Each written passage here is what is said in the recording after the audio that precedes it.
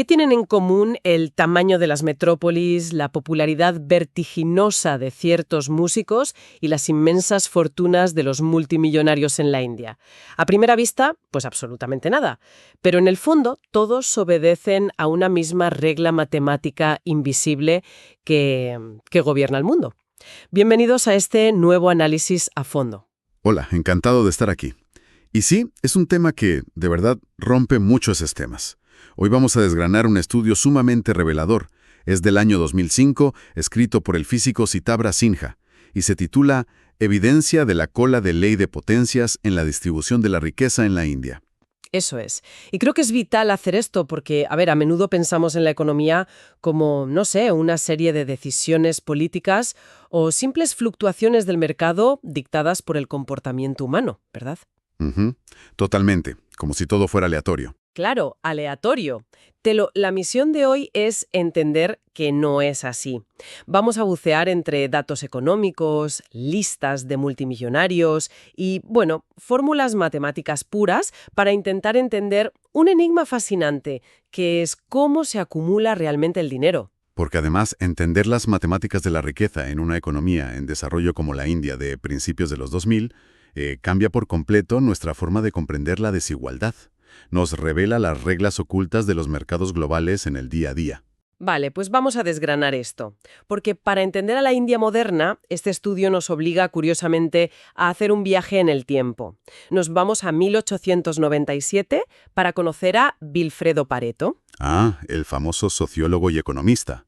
Pareto es clave aquí. Exacto. Lo que él observó empíricamente es que la distribución de los ingresos en la parte más alta de la sociedad no es caótica, ni tampoco sigue una campana de Gauss normal. Sigue lo que se llama una ley de potencias. Sí, con un exponente matemático que solemos llamar alfa y que Pareto calculó que solía estar siempre entre el 1 y el 2, generalmente alrededor del 1,5. 1,5. Y aquí, quiero hacer una pausa teórica.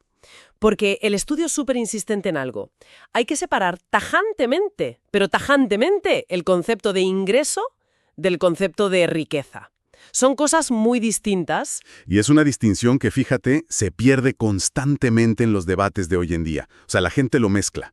Para entenderlo, a mí me encanta usar la analogía del grifo y la bañera. Ah, sí, esa es buenísima. ¿Verdad que sí?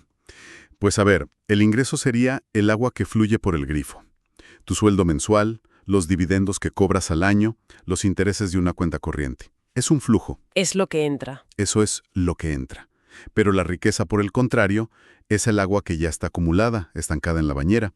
O sea, tus activos, tus propiedades inmobiliarias, las acciones que tienes guardadas. Ya, y lo que los estudios históricos de Pareto y otros demostraban es que la distribución del agua en la bañera, o sea, la riqueza acumulada, es órdenes de magnitud mucho más desigual que el agua que sale por el grifo. Muchísimo más desigual, sin duda. Pero claro, el texto resalta que había un vacío enorme en la literatura sobre esto, porque hasta que salió esta investigación, casi todos los estudios sobre esa riqueza en la bañera se habían centrado en economías capitalistas occidentales superavanzadas, Estados Unidos, el Reino Unido, Francia, Suecia. Con rarezas históricas que a mí como físico me resultan fascinantes. Sí, lo del antiguo Egipto. Exacto. Llegaron a estudiar la sociedad durante el reinado de Akenatón, en el siglo XIV a.C., basándose en el tamaño de los cimientos de las casas para calcular la riqueza. Madre mía, es que es ingenioso, ¿eh? Usar el tamaño de las casas como indicador. Pero yo me pongo en el lugar de alguien que lee esto y pienso, vale, todo esto está muy bien para la Europa victoriana o para los faraones, pero ¿se puede aplicar a una sociedad no occidental moderna? Claro. Y por eso la India es el laboratorio perfecto para este autor. Para Sinha, estamos hablando de un país que a principios de los 2000 estaba explotando hacia el capitalismo global, pero que venía de tener una economía súper planificada por el Estado. Muy controlada. Sí. Aunque, yo aquí tengo que ponerme un poco escéptico de entrada. O sea, a mí me resulta un salto analítico bastante arriesgado. ¿Por qué lo dices? Pues porque presuponer que una ecuación matemática, inventada en el siglo XIX, para la Europa industrial, va a encajar perfectamente en un entorno tan caótico, cambiante y posplanificado como la India moderna, pues, suena a forzar mucho la máquina, ¿no crees? Entiendo ese escepticismo, totalmente. Pero yo creo que la premisa del autor, y esto lo defiendo bastante, es que la búsqueda de esa universalidad es justamente lo que hace que este estudio sea tan crucial.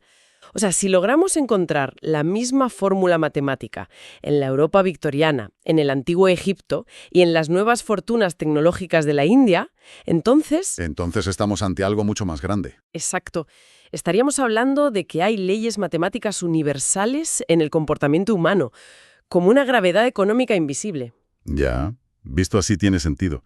Pero claro, nos topamos con un problema súper práctico en la India de aquella época. ¿Cómo mides exactamente esa riqueza?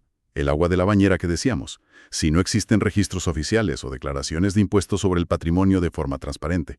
Ahí está el truco. Tuvieron que depender de métodos indirectos, lo que en estadística llaman proxies. Y esos proxies fueron básicamente las listas de los más ricos publicadas por las revistas. Ujú.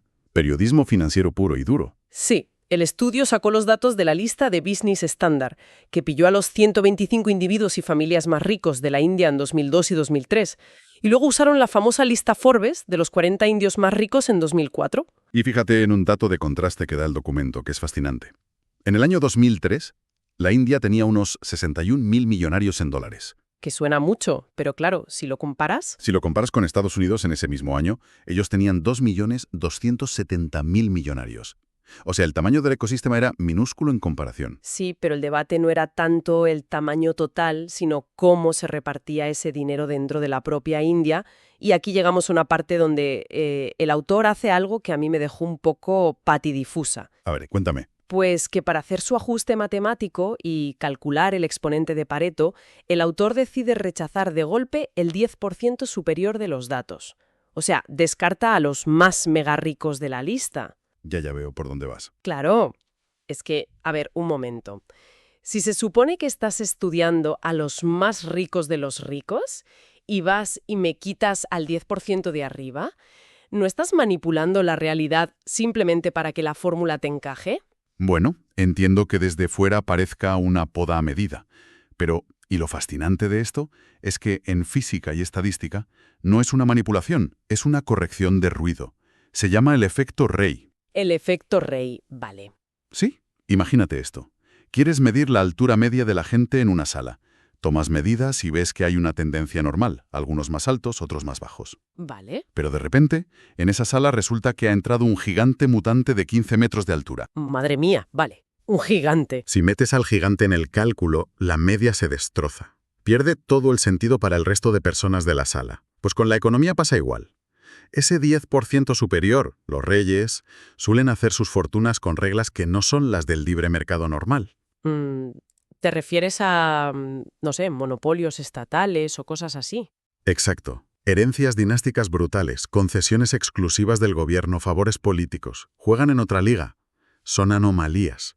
Así que al quitarlos, eliminas el ruido estadístico y puedes ver la ley que realmente rige para el 90% restante de las grandes fortunas. Vale. Visto así, con lo del gigante de 15 metros, lo compro. Y entonces, tras quitar ese 10%, ¿qué resultados matemáticos le salen al investigador? Pues le salen unos exponentes de Pareto de 0,81 en el año 2002, 0,82 en 2003 y 0,92 en 2004. Vale, y para que la gente se haga una idea visual, porque antes decíamos que el exponente normal en Occidente solía ser 1,5, ¿no? Sí, 1,5 o así. Pues un 1,5 te dibuja como una pirámide muy empinada. Hay desigualdad, sí, pero es gradual. Un 0,81, por el contrario, te dibuja una base súper plana, infinitamente ancha, de la que de repente sale una aguja finísima que se dispara hacia el espacio exterior. Fíjate, es una imagen perfecta. Es una hiperconcentración de capital brutal, mucho más desigual que en los países occidentales que había estudiado Pareto. Totalmente. Pero claro, esto nos da la foto fija, nos dice cómo estaba repartido el pastel en el año 2002. Sí, la foto fija. Pero la economía está viva, el dinero se mueve. Por eso el estudio no se queda ahí, sino que analiza qué pasó con esas mismas carteras de riqueza en un lapso de 6 a 8 meses, entre 2002 y 2003. Y aquí es donde se pone realmente interesante, porque a nivel global no hubo un cambio masivo en las fortunas totales de la lista, pero por sectores sí que hubo un terremoto. Sí, las fortunas basadas en la tecnología de la información, el sector IT, bajaron. Exacto.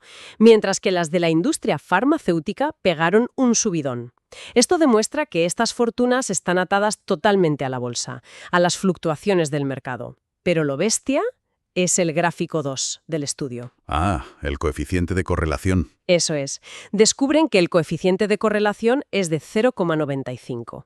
Para quien no sea estadístico, un 0,95 es una locura. Es una correlación casi perfecta. Casi perfecta, sí. Básicamente significa que la cantidad absoluta de riqueza que gana o pierde una persona en ese periodo es directamente proporcional a la riqueza general que ya tenía. Y esto es vital entenderlo.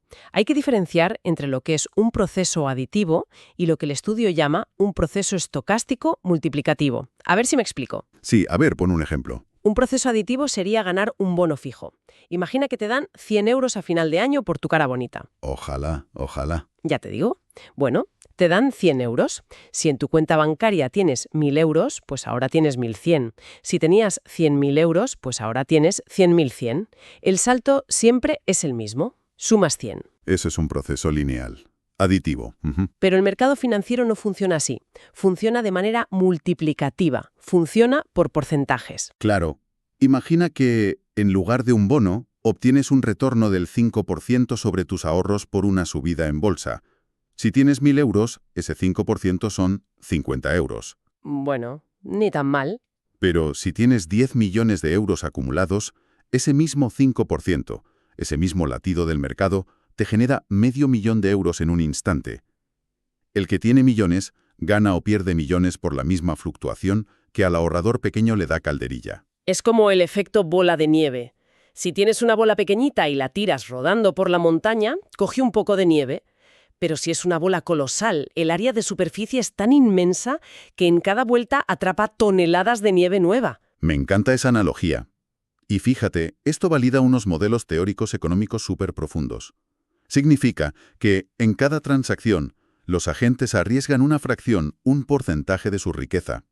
Y esto conduce matemática e inevitablemente a esta tremenda desigualdad estructurada. Esa frase tan de abuela de «el dinero llama al dinero». Sí, totalmente. Pues resulta que no es un mito, es un mecanismo estocástico multiplicativo comprobado empíricamente. Es pura matemática de redes complejas. Es alucinante ver cómo la sabiduría popular se convierte en una fórmula matemática en un papel. Pero claro, si la riqueza extrema, la de la bolsa y las empresas, se comporta de forma multiplicativa, ¿qué pasa con el resto de los mortales? Los que cobran una nómina. Eso es, la gente que simplemente cobra un salario por su trabajo. Pues el estudio también entra ahí. Nos habla de una distribución dual de los ingresos en la India.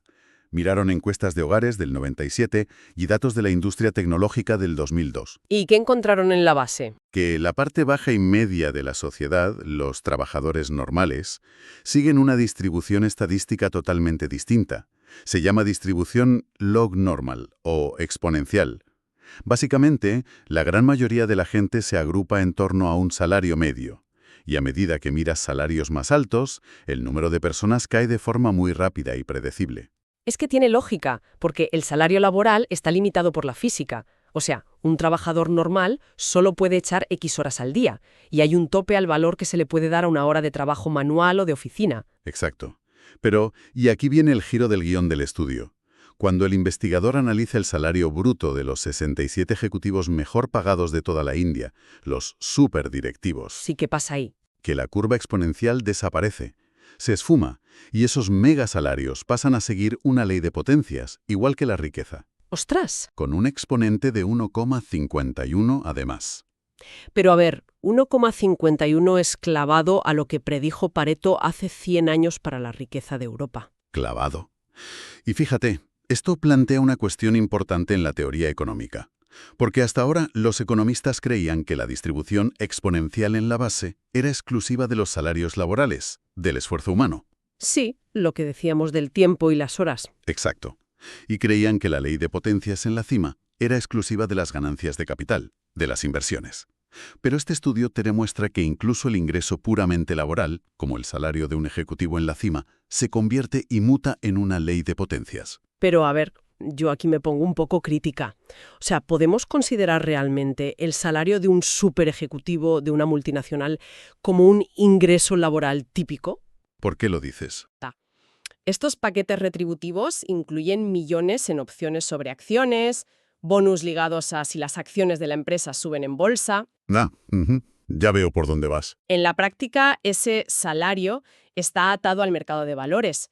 Se comporta exactamente igual que el capital financiero del que hablábamos antes. Tienes toda la razón, y ese es uno de los grandes debates. De hecho, esto subraya que las líneas entre el salario y el capital en las altas esferas están súper difuminadas.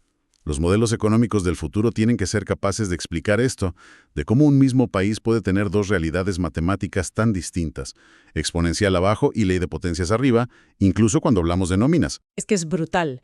Y claro, con todos estos datos sobre la mesa, la pregunta inevitable, la que todo el mundo se hace es, entonces, ¿qué nos dicen estos números sobre la desigualdad real en la sociedad india frente al resto del mundo?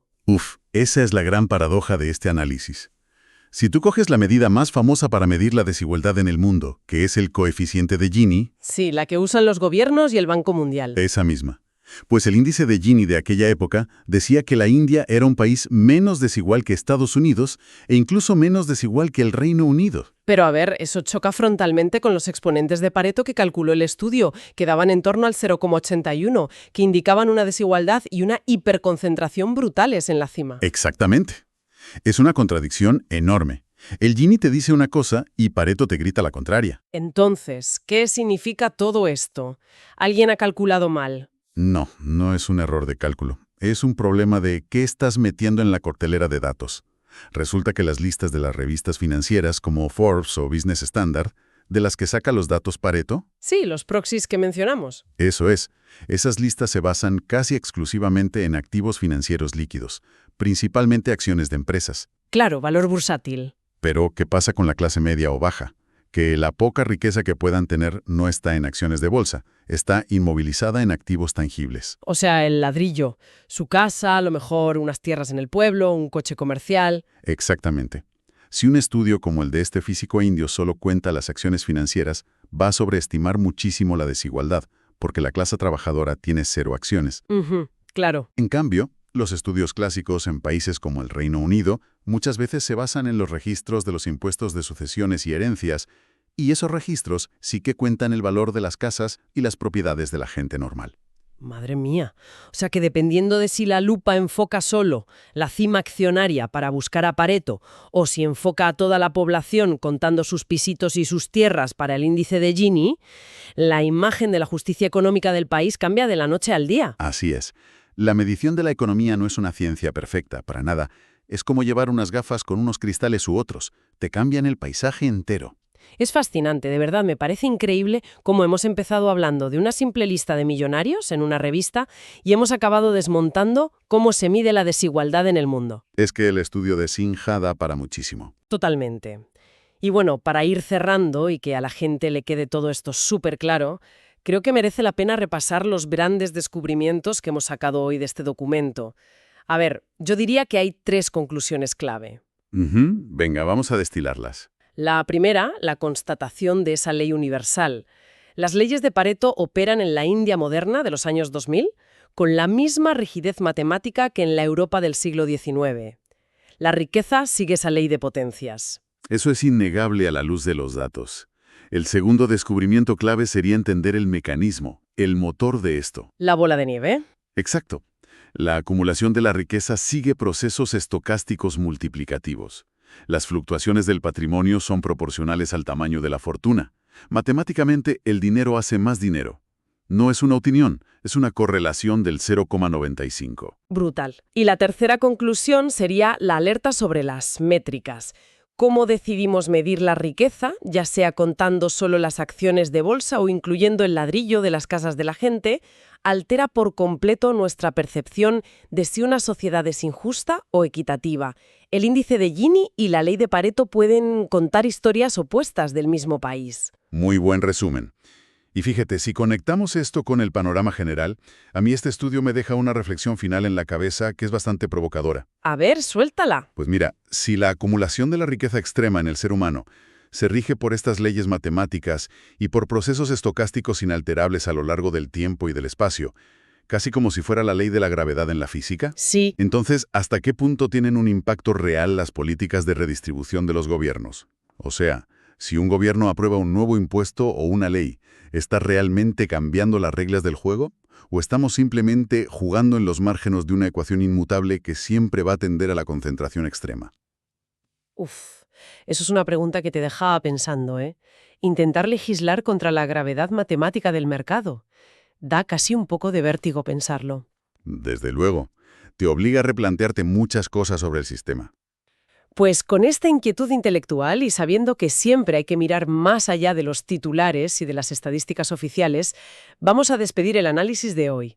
Esperamos que hayáis, bueno, mejor dicho, esperamos que este viaje por las fórmulas invisibles de la economía haya sido tan revelador para nosotros como para los que están al otro lado de los auriculares.